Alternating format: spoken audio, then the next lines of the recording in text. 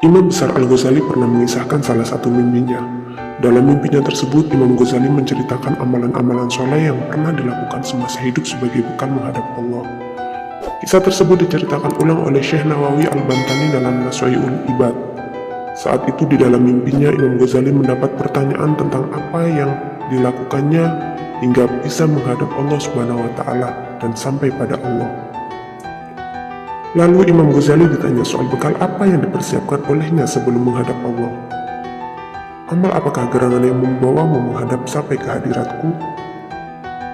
Imam Ghazali lantas menyebutkan seluruh amal kebaikan yang pernah diperbuatnya selama di dunia. Namun, dikisahkan ternyata Allah tidak menerima seluruh amalan yang disebutkan oleh Imam Ghazali tersebut. Tidak sampai di situ, Imam Ghazali akhirnya menyebutkan satu amal sederhana yang pernah dilakukannya. Amalan sederhana yang dilakukan Imam Ghazali ternyata adalah menolong seekor lalat.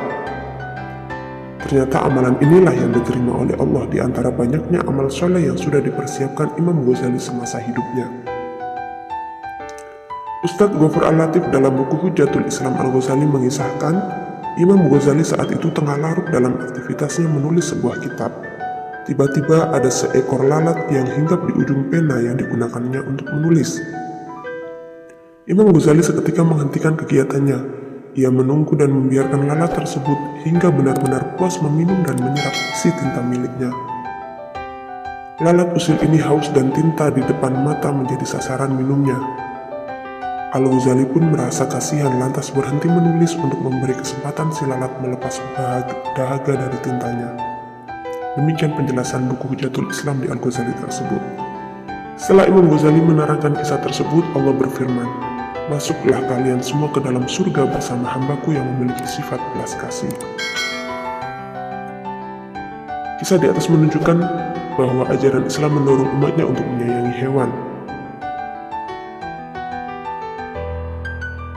Bahkan menempatkan mereka yang menyayangi hewan pada posisi yang mulia di sisi Allah, sebagaimana disabdakan oleh Rasulullah. Di samping itu, semoga kisah ini dapat memotivasi kita semua dalam mempersiapkan amal-amal soleh sebanyak-banyaknya. Sebab kita tidak pernah tahu amalan mana yang justru menjadi pengantar kita sampai di surganya Allah.